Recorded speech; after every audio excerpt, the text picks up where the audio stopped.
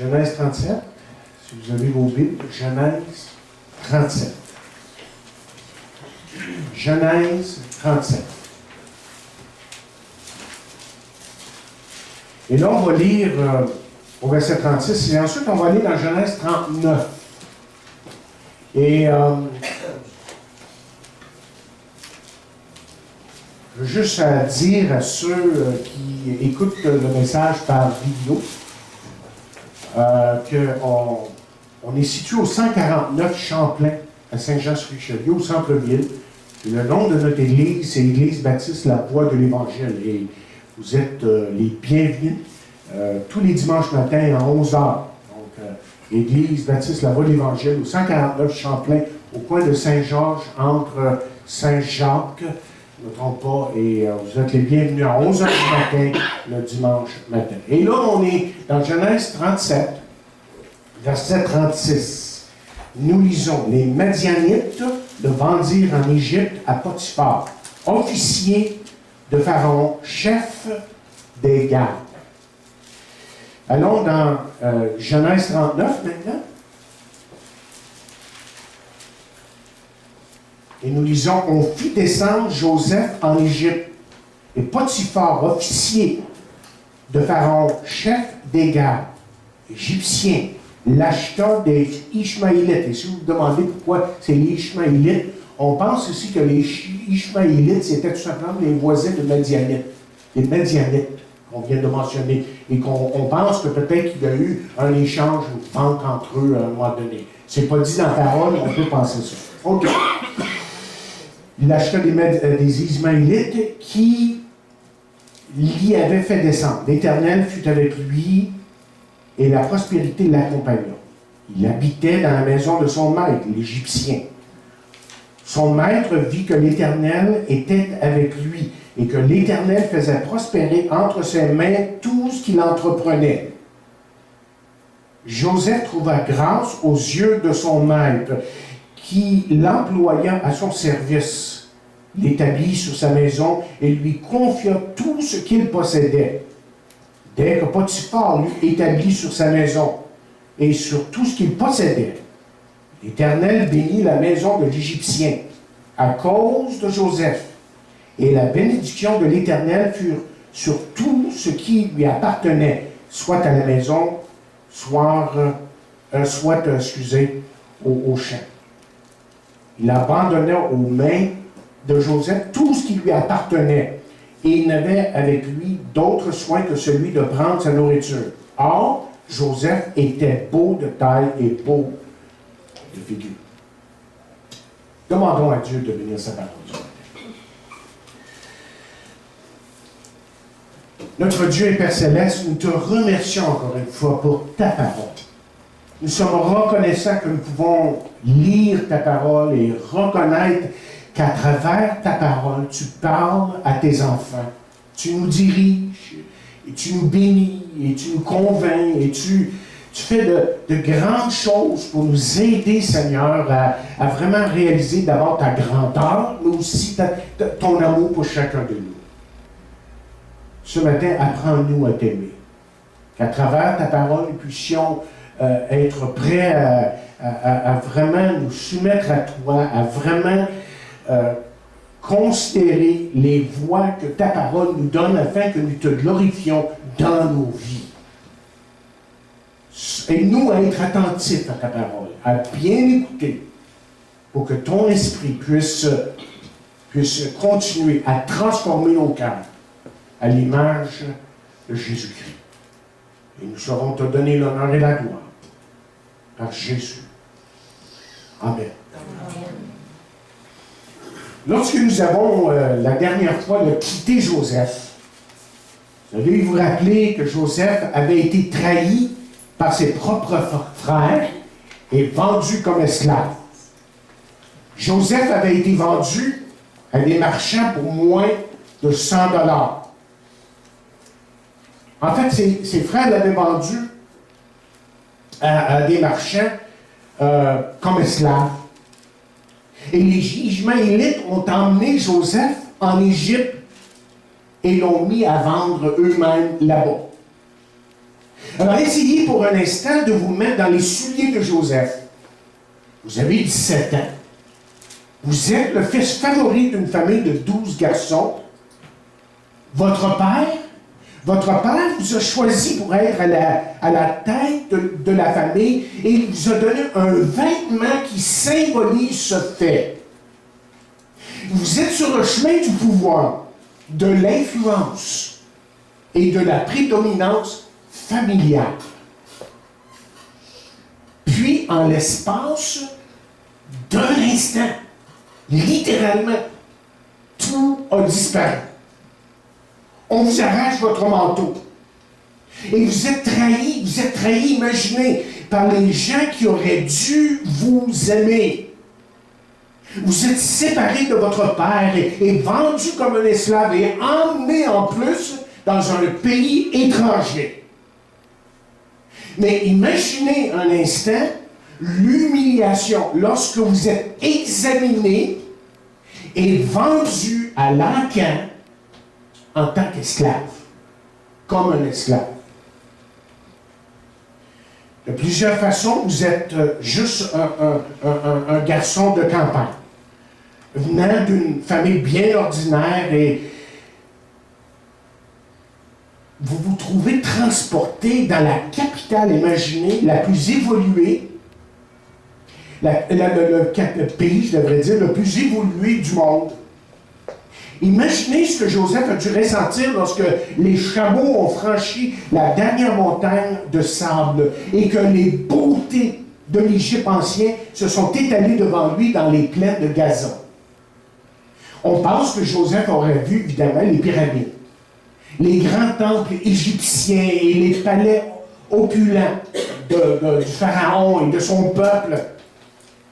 Et il n'y a aucun doute dans mon esprit, en tout cas, que pour Joseph, cela a dû être un choc culturel pour un jeune homme qui venait de la campagne, quand même. Et puis, en surface, en tout cas, il semblerait que les circonstances n'auraient pas pu être pires pour le jeune Joseph ici. Pour lui, l'apparence était sûrement celle de rêves brisés. Vous vous rappelez, la semaine dernière, on a parlé de rêves brisés. Mais Dieu lui travaillait derrière la scène. C'était, vous voyez, le moyen pour lui de s'assurer que tous ses rêves seraient accomplis au temps où Dieu lui-même avait décidé. Ce que personne ne peut voir, c'est que tous les problèmes entourant la jeune vie de Joseph sont clairement stipulés dans Genèse 39, verset 2, qui dit simplement que l'Éternel était avec Joseph. Et moi, je veux ce matin que nous apprenions cette vérité. C'est que notre Dieu, chers amis, comme nous l'avons lu dans les psaumes ce matin, est toujours avec ses enfants lorsque ses enfants traversent des tribulations, des problèmes. Parce que Dieu accomplit ses plans dans leur vie et les utilise. Dieu utilise nos problèmes et les défis que nous rencontrons dans la vie pour attirer vers lui un monde qui ne connaît pas Dieu, qui ne le connaît pas, qui est perdu. Alors ce matin, ce que je veux que nous fassions, c'est que nous nous joignions à Joseph dans les premiers jours de son esclavage. Et je veux vous montrer comment nous savons que l'Éternel était avec lui. Comment est-ce qu'on peut montrer là, que l'Éternel est avec lui? Parce que, vous voyez, au fur et à mesure que nous étudierons ces vérités ici, s'il vous plaît, gardez à l'esprit ce que le Seigneur a fait pour Joseph. Parce que ce que Dieu a fait pour Joseph, c'est quelque chose que Dieu veut faire pour vous. Peut-être pas la même chose, mais assurément que Dieu veut vous bénir autant qu'il a béni Joseph. Laissez-moi vous partager comment Dieu a béni ce jeune homme. D'abord, parlons de la protection de Dieu. Au verset 37, chapitre 37, verset 36. En tout cas, comme je l'ai dit précédemment, il semblerait que pour Joseph, que sa vie était ruinée. Bien entendu, si vous prenez le temps d'examiner les faits, il est clair que la divine providence, et qu'est-ce qu'on veut dire par divine providence? On va utiliser ce terme-là à plusieurs reprises, mais ça veut dire tout simplement que Dieu sait d'avance et que Dieu prépare d'avance. Gardez ça dans votre esprit. C'est ça que ça veut dire. OK? Donc, il est clair que la divine providence protégeait Joseph. Et considérant tout ce qu'il a vécu, là, nous nous rendons compte que beaucoup de choses sont comme, si vous voulez, tombées en place. Vous allez voir ce que je veux dire dans un instant. Considérez ces faits. D'abord, il y a l'intervention de Ruben dans Genèse 37. Hein, on voulait le tuer, mais Ruben est intervenu. Il y a l'idée de Judas de vendre Joseph comme esclave. La venue des vendeurs, le fait qu'il soit vendu à Potiphar, le capitaine, si vous voulez, de la garde. Ben, tous ces événements-là, ce ne sont pas des accidents. C'est Dieu qui est en train de travailler derrière la scène, qui est en train d'agir. Mais revenons à Potiphar, parce qu'il semble que sa position semblait être celle de chef bourreau. Autrement dit, Potiphar, c'était le chef de la police secrète de Pharaon. Et sa responsabilité était de protéger son patron et de transiger avec ceux qui avaient le front de vouloir s'attaquer au Pharaon. Ça, c'était sa job. Et on peut s'imaginer le cas Potiphar, ce chef de police secrète, si vous voulez, de par sa position, devait être en contact avec beaucoup de dignitaires et de politiciens en Égypte. Et ce n'est pas chose impossible, comme quelqu'un écrivait, que Joseph ait été présenté à beaucoup de gens influents plutôt, qui le serviraient lui-même, Joseph, plus tard. Donc, vous voyez, Dieu a tout mis en place pour que Joseph ici arrive exactement où il devait être au moment où il devait l'être. C'est vrai, Joseph, chers amis, a peut-être été un esclave. Mais Joseph, je veux que vous compreniez ce matin, malgré le fait qu'il était un esclave, qu'il était en sécurité dans les bras de la providence divine.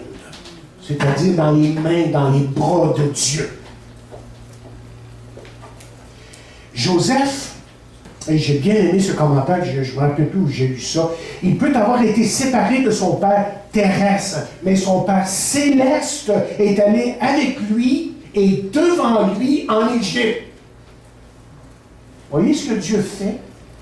Voyez ce que Dieu fait dans nos vies. Pas juste pour lui, là. Essayons d'appliquer ça pour nous aujourd'hui, là. Écoutez, plus que je regarde le récit de Joseph, là, plus que nous pouvons voir le contrôle souverain de Dieu dans ce récit en examinant les actions de différentes personnes ou personnages impliqués. Les frères de Joseph, les vendeurs ishmaélites et Potiphar savaient essentiellement tous leur propre intérêt. Et ses frères, vous vous rappelez, voulaient se débarrasser de lui. Les Ishmaélites, eux, voulaient faire un profit avec lui, probablement, en tant qu'esclave. Et Potiphar, lui, cherchait juste à faire l'achat d'un esclave à bon marché. Et toutes ces personnes-là étant en action, faisaient quelque chose qu'ils pensaient être correct. Mais ce qu'ils ne savaient pas, ce que ces gens ne savaient pas, c'est qu'inconsciemment, ils accomplissaient les desseins de Dieu. Est-ce que vous comprenez ce que je dis là?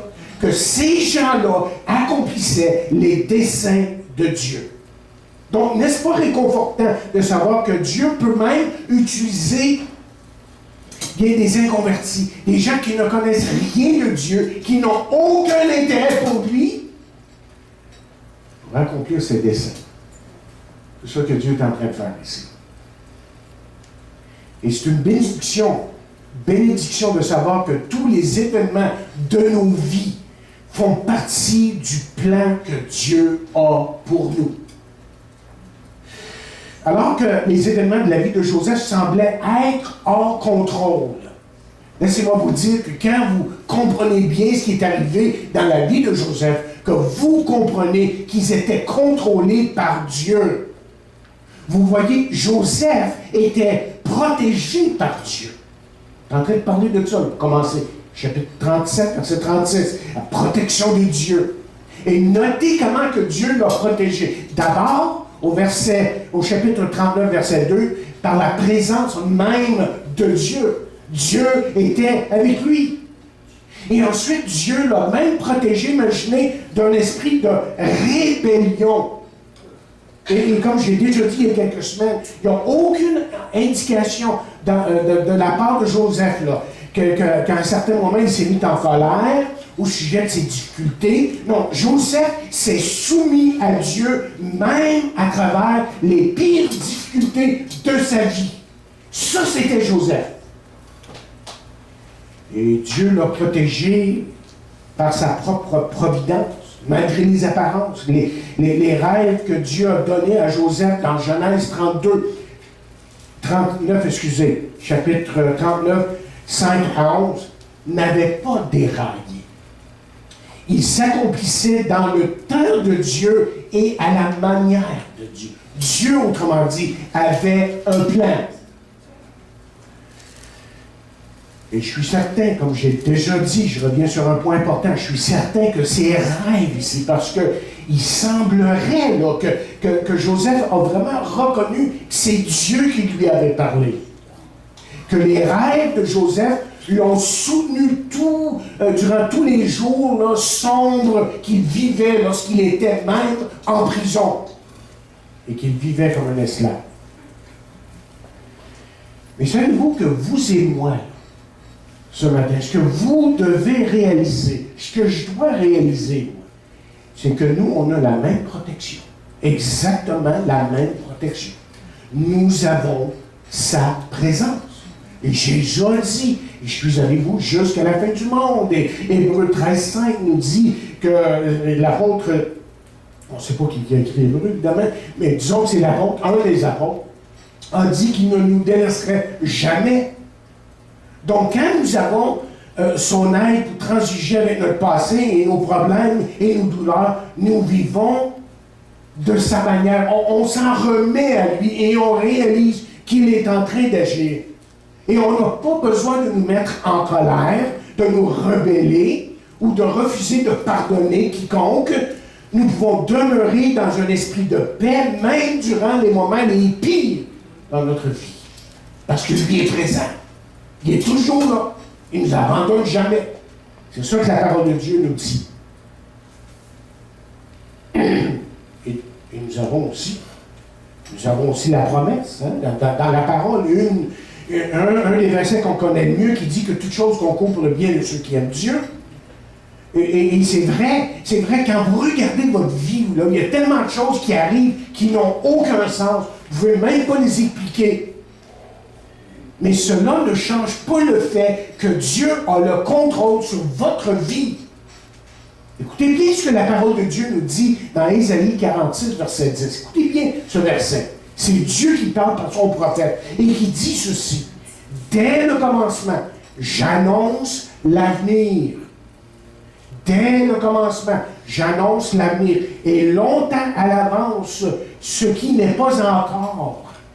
C'est moi qui dis, et mon dessein s'accomplira. Oui, j'exécuterai tout ce que je désire.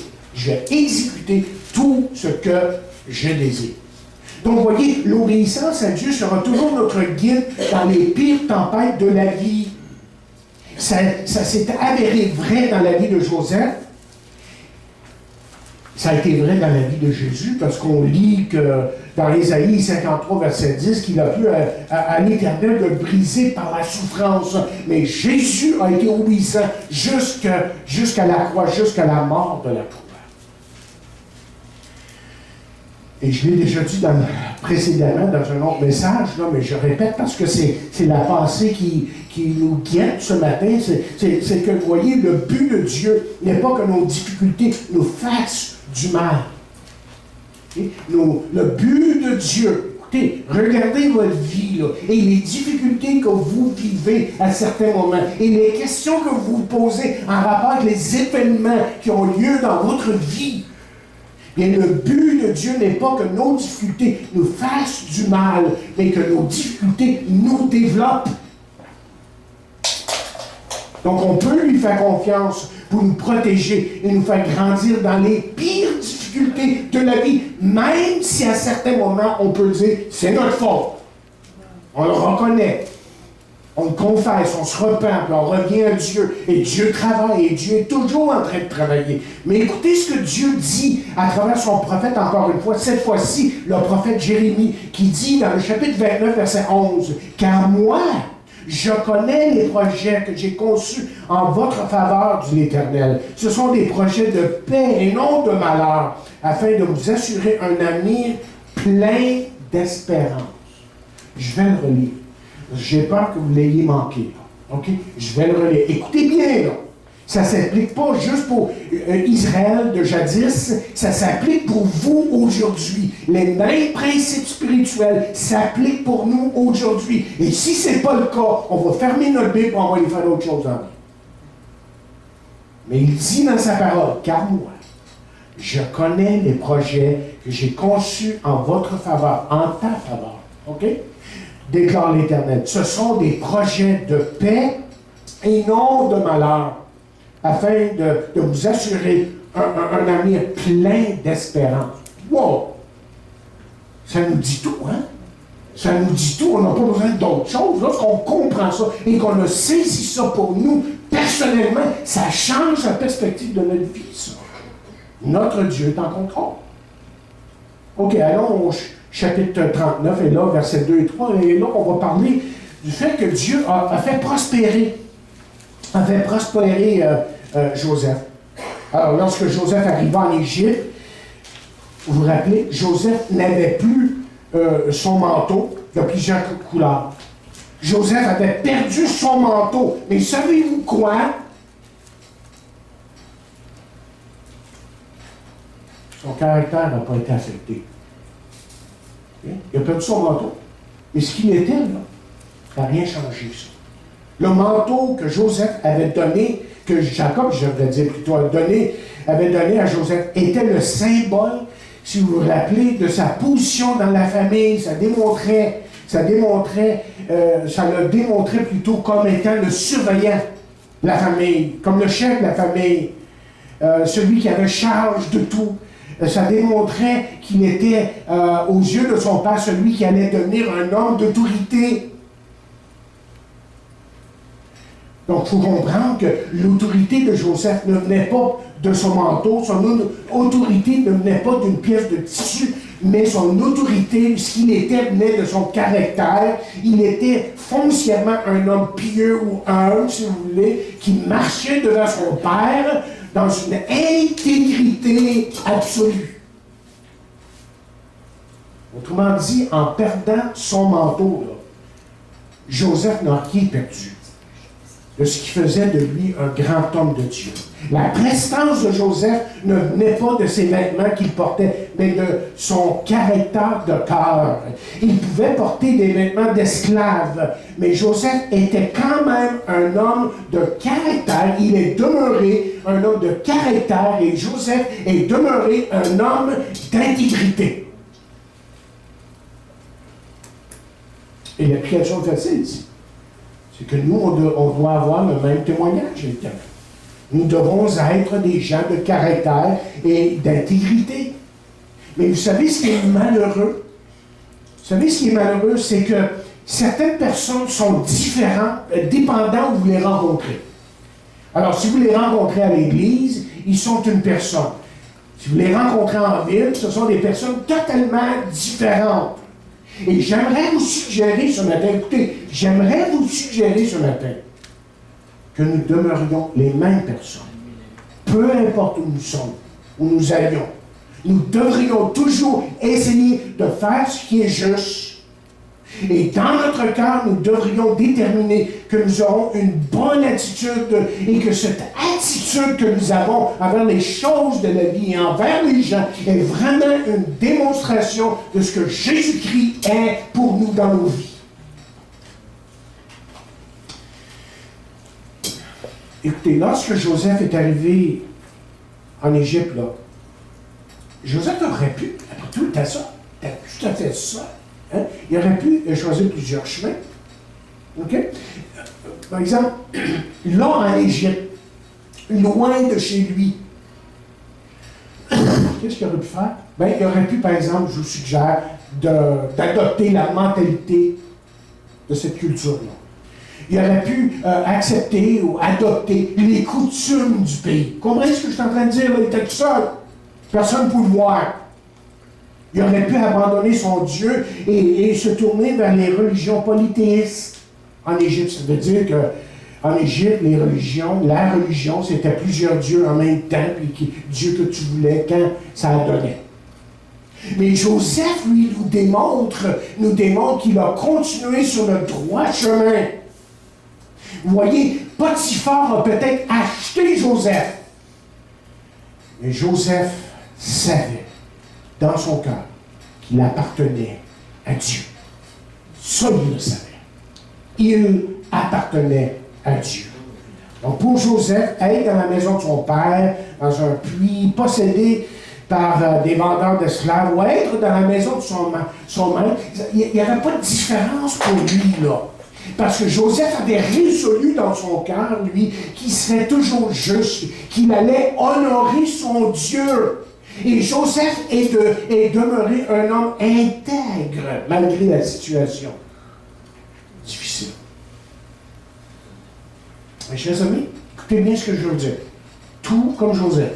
Oh, quelle belle image qu'on a de Joseph ici. Nous avons besoin d'établir des limites dans nos vies. Vous comprenez ce que je dis là? C'est ici ce que je dis là. Et très important. Nous avons besoin d'établir des limites dans nos vies. Nous avons besoin de se faire une idée qu'il y a des choses qu'on ne fera pas. Et ça peut toucher, par exemple, la boisson, la drogue, le mauvais langage, le sexe avant le mariage, les adultères, la pornographie, la médisance, la calomnie, et j'en passe. Parce que vous voyez, ce qui fait que lorsqu'une situation se présente devant nous, on n'aura pas besoin de débattre de cette chose-là parce qu'on sera déjà décidé de ne pas agir comme ça.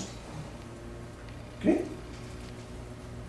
Nous avons déjà, autrement dit, on a déjà, dans son cheminement avec Dieu et selon sa parole, on a déjà établi les limites dans notre esprit et l'issue pour nous, dans bien des choses, est réglée. C'est réglé. On n'a pas à se questionner. On sait où on s'en va. Le verset 2 nous dit que l'Éternel est avec lui et la prospérité l'accompagne. Et certains ont pu penser là que l'avancement de Joseph dans la maison de Potiphar était de la chance. Vous avez déjà entendu de la chance? Hein? OK? Il voit ici un jeune homme comme Joseph qui traverse de grandes difficultés. C'est peut-être connu de bien des gens. Et ensuite, il semble en tout cas que le vent tourne et que les choses dans sa vie à lui, parce qu'il a prospéré quand même, commencent à s'arranger. Et là, les gens le regardent et disent « Wow! Hey! Il est chanceux, lui! Il est chanceux! » Mais je veux que vous sachiez, il n'y a aucune chance ici. Là. Il n'est pas question de chance. La chance n'a rien à voir avec le succès de Joseph. En fait, la chance n'existe pas. La chance, ça, c'est pour les fées, les gnomes, les lutins et tous les personnages mythiques, c'est ça, que vous pouvez créer dans votre esprit. Parce que pour un enfant de Dieu, c'est Dieu qui contrôle sa vie. Point à la ligne.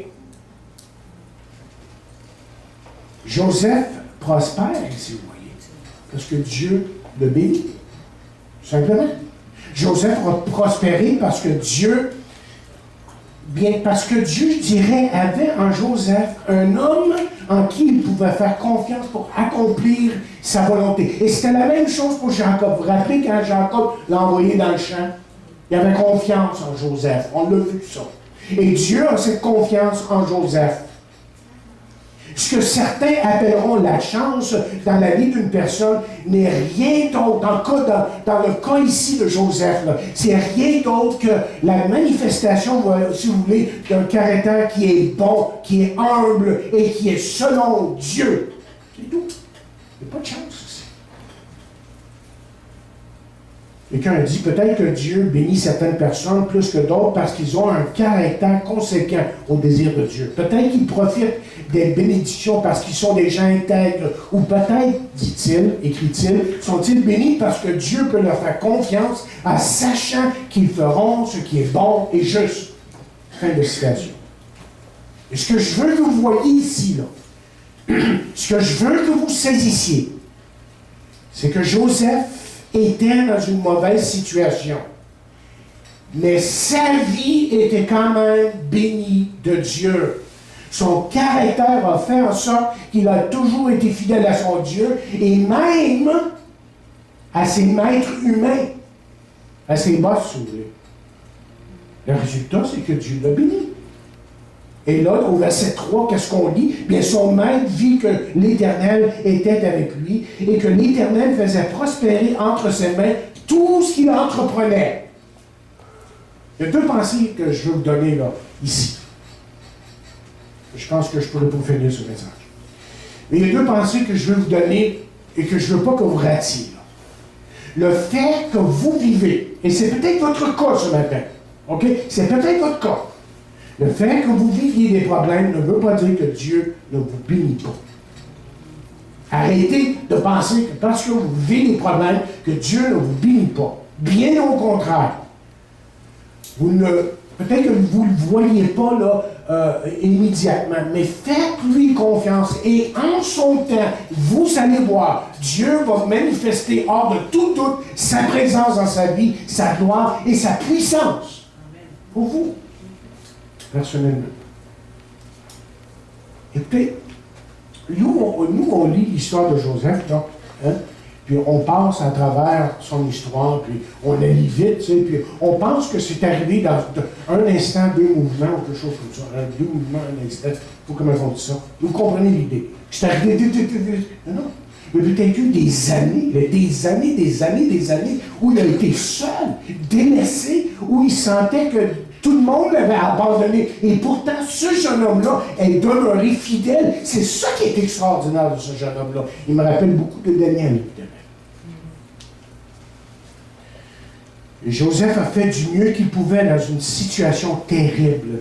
Joseph a démontré la bonne attitude dans les défis qu'il a dû relever. Et vous savez quoi? Vous et moi, on doit faire la même chose. Quelqu'un a écrit, le secret du bonheur dans les temps difficiles, c'est l'attitude que vous avez. Ah, je sais qu'on sait tout ça, là. On a déjà entendu ça. Et je me demande si l'application, on le fait dans la vie. Il continue à dire, 90% de ceux qui sont heureux dans la vie le sont à cause de l'attitude qu'ils ont lorsqu'ils traversent les grandes difficultés de leur vie. La vie est ce que vous en faites. Votre attitude fera toute la différence. Vous vivez des difficultés, mais tout le monde en vit. C'est une question d'attitude dans la vie. Vous avez peut-être entendu parler des sauterelles qui sont tombées dans une chaudière de lait frais. Vous avez entendu cette histoire-là? Non. Non? OK, je vais vous la raconter. Une était si découragée qu'elle finit par perdre tout espoir. Et cette sauterelle a coulé dans le lait et s'est noyée. L'autre sauterelle essaya fortement de s'en sortir. Elle sauta et sauta. Elle sauta tellement que le lait se transforma en beurre et elle sortit. Voyez, toute la question ici, c'est tout dépend de la manière avec laquelle vous regardez la vie. Soit que vous preniez votre vie en main, ou que celle-ci va vous prendre en main. Et là, ça peut aller très mal. Je Je vais finir avec une histoire. J'en aurai une couple, mais on va finir avec celle-ci. C'est suffisant. Peut-être que je reviendrai sur l'autre la semaine prochaine. On nous raconte qu'au 17e siècle, le grand prédicateur baptiste, John Bunyan, fut jeté dans une prison d'Angleterre pour avoir prêché la parole sans permis. Et là, il a passé 12 ans en prison parce qu'il avait refusé catégoriquement de promettre qu'il ne prêcherait plus. Et à cause de ça, il n'a pas été relâché. À cause de son long emprisonnement, il aurait pu effectivement se décourager. Mais John Bunyan était un homme de caractère, on nous dit, et d'intégrité. Le temps qu'il était en prison, on nous raconte, il avait un petit banc qui n'avait que 3 pattes. Il retira une des pattes et la sculpta en une flûte. Il utilisa sa flûte pour jouer des cantiques de la parole. Pendant qu'il était en prison, John Bunyan a écrit Le Voyage du pèlerin. Et vous savez quoi? C'est une allégorie de la vie chrétienne, mais c'est le 2e livre le plus vendu au monde, le plus lu. Il y a des gens qui ne savent pas ça. Seule la Bible est plus vendue au lu que ce livre-là. Et Jean Bunyan, si vous voulez, aurait pu abandonner. Mais à la place, il a transformé ses tribulations pour glorifier Dieu. Il a pris une décision. Et en retour, Dieu l'a béni. Et soit dit en passant, je pense qu'aujourd'hui, en 2013, que Dieu continue à chercher, chers amis, des hommes et des femmes de foi. Que Dieu continue toujours à chercher des hommes et des femmes de caractère et d'intégrité. Il cherche encore des gens qu'il peut utiliser pour apporter gloire et honneur à son nom. Et n'est-ce pas que Jésus a dit, vous êtes la lumière du monde. Nous sommes la lumière du monde. Est-ce qu'on apporte au monde ce qu'ils ont besoin? Les gens, vous savez, sont tellement dénués de sens aujourd'hui, n'ont aucune direction. Mais vous, parce que Dieu vous a changé, parce que vous êtes une nouvelle créature, une nouvelle création, une nouvelle personne à cause de Jésus, vous avez quelque chose à apporter à quelqu'un. C'est peut-être pas de se tenir derrière une chaire et de prêcher à une grande foule, mais il y a quelqu'un dans votre vie qui aurait besoin de vous, qui aurait besoin de vous voir vivre pour Jésus et vous entendre parler de Jésus. C'est ce que Jésus veut pour chacun de nous et pour son Église et pour ce monde aujourd'hui, qu'on soit un témoignage. Comme Joseph l'a été. Ça n'a pas été facile pour lui, mais il s'est tenu debout. Et vous avez besoin de vous tenir debout aujourd'hui, pas seulement parce que vous voulez bien paraître, mais vous voulez glorifier Christ dans votre vie et vous voulez que votre vie soit vraiment une honneur pour sa gloire et sa majesté.